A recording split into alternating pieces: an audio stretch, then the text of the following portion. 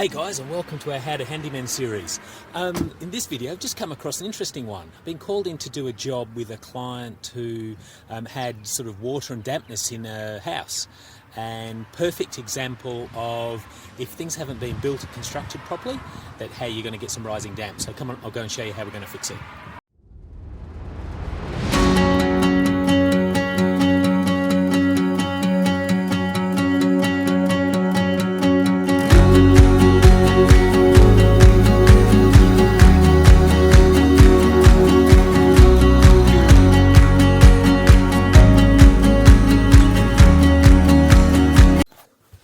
Okay, so we're inside, and yeah, this old house, old Victorian sort of house, but we had a leak come through the roof, down the wall, and underneath the house.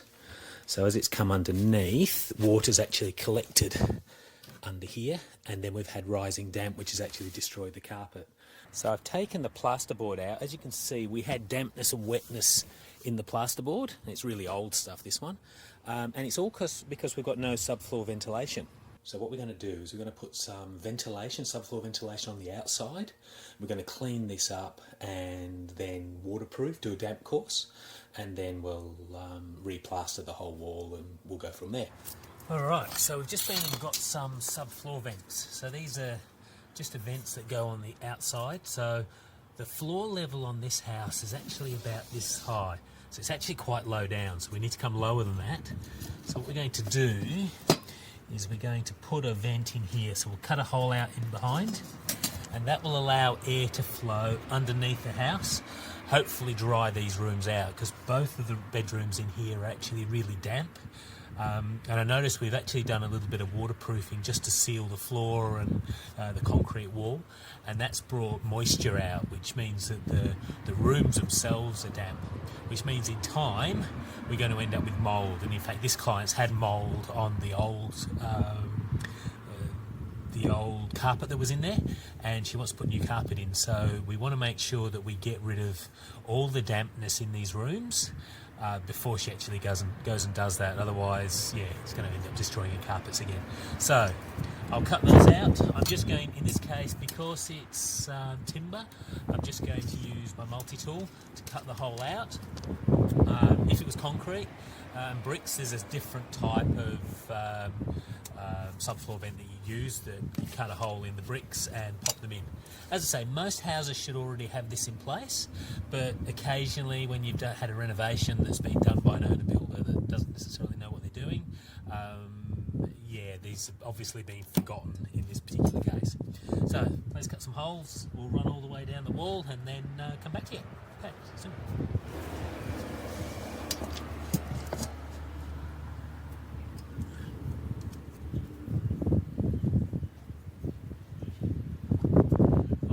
Marking with a texter in the corner, give me a basic idea of where the hole needs to be, and it roughly needs to be in here. Try and make them as straight and level as possible. And that will do. In some areas, especially in Australia, if you're bushfire area, these need to have a very fine mesh over the back, like a flywire screen that's fireproof, stop any fire and embers going under. We're not in that situation here. As you can hear, we're pretty much in suburbia. So, alright, that'll do for the first one, and then we'll cut it out. Multi-tools are great things.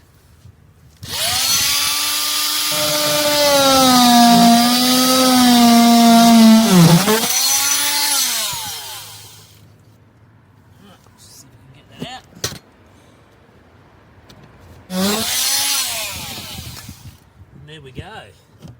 This is into our vent, and I can now feel underneath the house. There's a concrete lip here, but you can probably just see under the house, and that will get ventilation going under here. Alright, now I'll screw this on, so bear with me, I'll just go and grab a screw. Alright. Alright, so cut the hole out. Now we're just using a galvanised screw. The reason you use galvanised is just outside, you don't want the screws rusting. If you use a normal metal screw, yeah, they'll end up rusting on you. So just get it nice and level.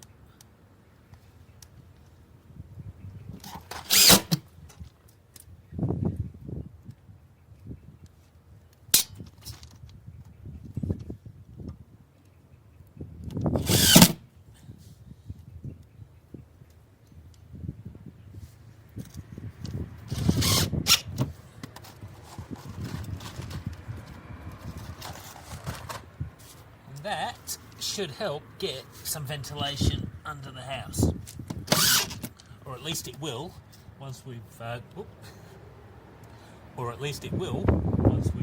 gone all the way down and yeah, put one of these about every metre or so all the way down. Anyway, I'll come back to you when I'm finished. And there you go. We've got some subfloor vents in. Nice and easy little job to do.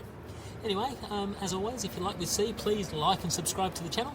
Otherwise, I'll see you on the next video. See you soon.